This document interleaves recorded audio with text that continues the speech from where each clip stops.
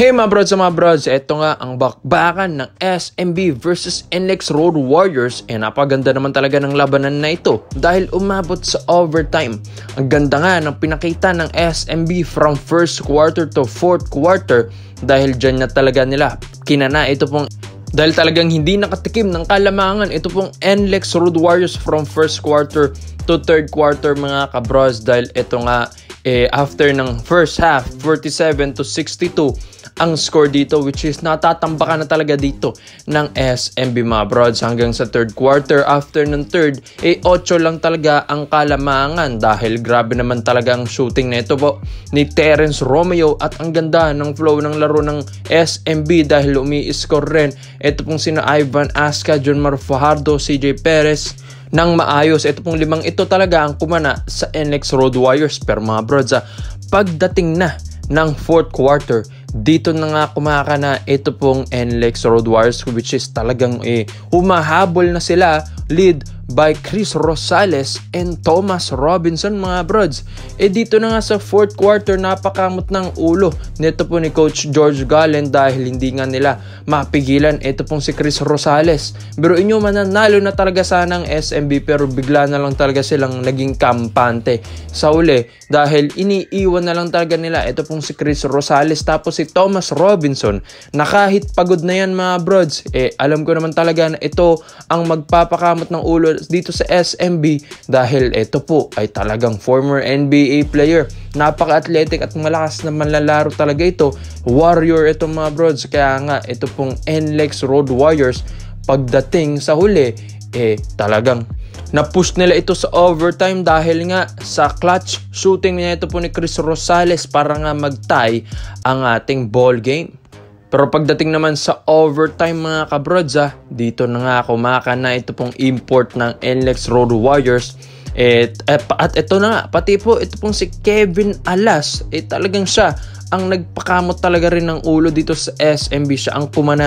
At kumana dyan para nga maisalba ang NLEX Road Warriors para nga makuha ang kanilang unang panalo ngayong PBA Commissioner's Cup 2023. Ang kanilang standing 1 win and 1 loss na mga broad. Samantalang SMB unang talo pa lang din naman nila ito and makakabawi pa rin naman sila sa mga remaining games ng mga kabrods.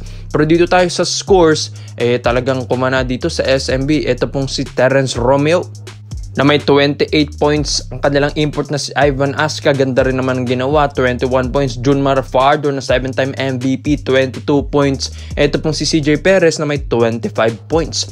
Sa kabila naman, Chris Rosales na best player nila, 19 points. Ito pong si Kevin Alas, 18 points. And Thomas Robinson na may 42 big points mga kabrod. So maganda ito sa SMB para syempre unang talo nila para magising naman ito pong natutulog na powerhouse team dito sa PBA. So kailangan nilang magising dahil nga ito pong SMB gustong-gusto rin talaga nitong bumawi ngayong season.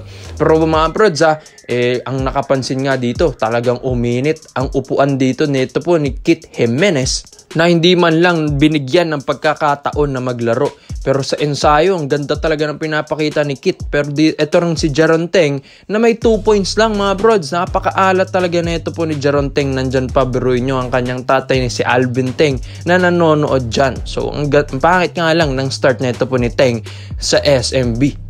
So alam nating babawi ito mga brods. Kaya komento mo lang ang first game ng SMB. So dito naman po tayo sa kabilang balita naman natin. Magbabalik na nga sa laro ang Barangay Ginebra San Miguel sa Araneta Coliseum bukas mga brods.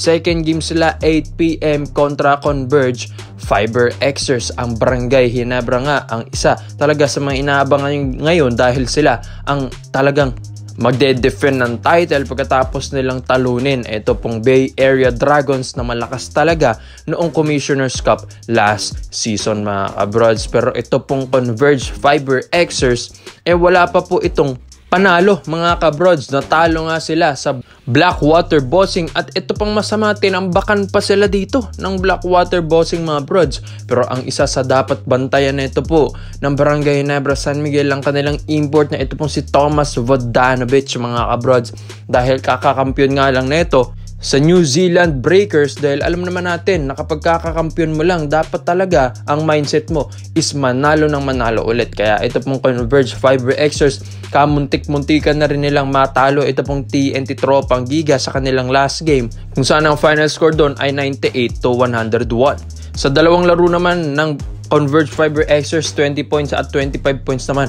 ang combined points na ito po ni Thomas Vodanovic. Hindi kasing ganun kalaki ng mga ibang imports na gumagawa ngayon sa PBA.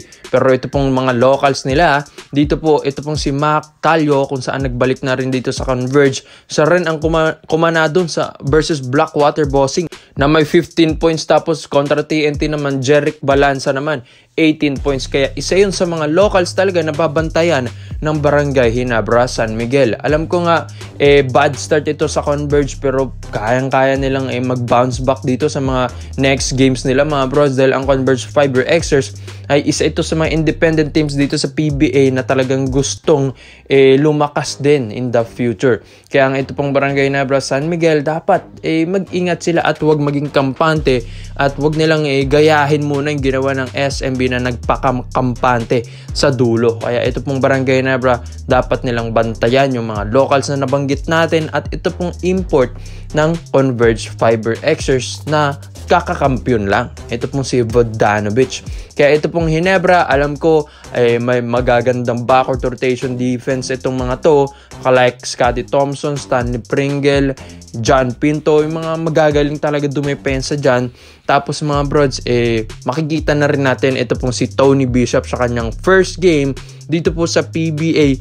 Bukas na yan, 8 PM mga kabrods sa Araneta Coliseum. At isa pa dito, pag nag-init talaga, ito pong si Pringle, Tony Bishop, ito pong si Scotty Thompson. Tapos ito pong bagong kuha nila na si Maverick Amisi, talagang mahihirapan ng Converge Fiber Xers dito. Mga brods, alam ko nga 0-2 ang Converge, pero talagang gutong bumawi yan. Kaya ito pong Ginebra, dapat pag ito ay napigilan nilang itong mga imports na ito, tapos yung mga locals na mga iba't ibang teams, talagang magtutuloy-tuloy ang panalo ng Barangay Ginebra San Miguel at malay natin makuha ulit nila ang kampyonato. So, one game at a time lang. Kaya ito pong Barangay Ginebra San Miguel magbabalik na rin bukas mga kabrodja. At isa din sa mga inihintay nila yung unang game sa Ginebra jersey na ito po ni Tony Bishop at ni Maverick Amisi. Kaya mga brodja, abangan natin yan. Alam ko naman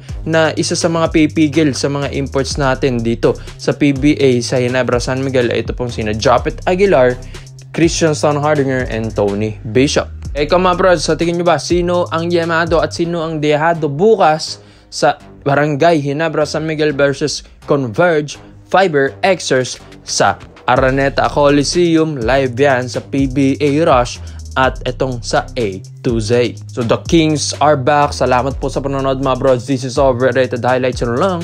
I'm out.